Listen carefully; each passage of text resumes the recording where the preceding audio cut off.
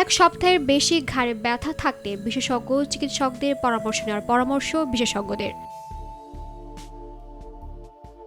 ঘাড় ব্যথা বিভিন্ন কারণে হতে পারে, যেমন খারাপ ভঙ্গি, একটি দুর্বল ভঙ্গি বা অতিরিক্ত ব্যবহার, বা একটি বিশ্রী অবস্থানে ঘুমানোর কারণে। কোনো কারণে স্পাইনাল কর্ডের কোনো টিস্যু ফুলে গেলে স্লিপ ডিস্ক হতে পারে, সেখান থেকেও ঘাড়ে ব্যথা হয়।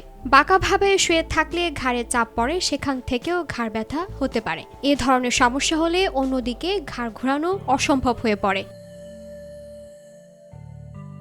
প্রতিদিনকার রুটিনে কিছু পরিবর্তন এনে সাধারণ ঘাড় ব্যথার প্রতিকার করা যায়। দীর্ঘ সময় একটানা বসে কাজ না করে 1 ঘন্টা পর পর 10 মিনিট বিরতি নিন। যদি দীর্ঘ দূরত্বে ভ্রমণে বা দীর্ঘ সময় ধরে কম্পিউটারে কাজ করলে উঠে পড়ুন, ঘুরে দেখুন এবং ঘাড় ও কাঁধ সামনে পেছনে প্রসারিত করার পরামর্শ।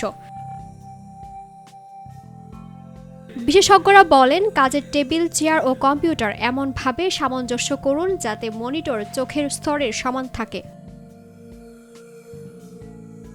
2 হাঁটু হিপের কিছুটা নিচে থাকবে। চেয়ারে আর্মরেস্ট বা হাতল ব্যবহার করা যেতে পারে। টেবিলে কুঁজো হয়ে বসবেন না।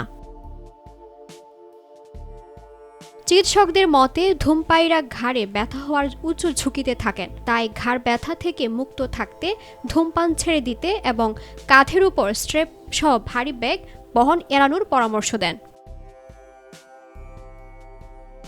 অতিরিক্ত ওজন ঘাড়ের চাপ তৈরি করে ব্যথার সৃষ্টি করে। মাঝারি শক্ত সমান বিছানায় এক বালিশে চিত হয়ে ঘুমাতে হবে। ঘুমানোর সময় ঘাড়ের নিচে বালিশ ব্যবহারের পরামর্শ বিশেষজ্ঞদের। প্রয়োজনে বালিশ টেনে নামিয়ে ঘাড়ের নিচে বা কম উচ্চতার বালিশ ব্যবহার এবং সাইকেল চালানো কিংবা সাঁতার কাটার মতো পরিশ্রমের কাজ একটানা না করে মাঝে মধ্যে বিরতি নিতে হবে বলে জানান চিকিৎসকরা। দিলরুবা তন্নি, ভোরের পাতা।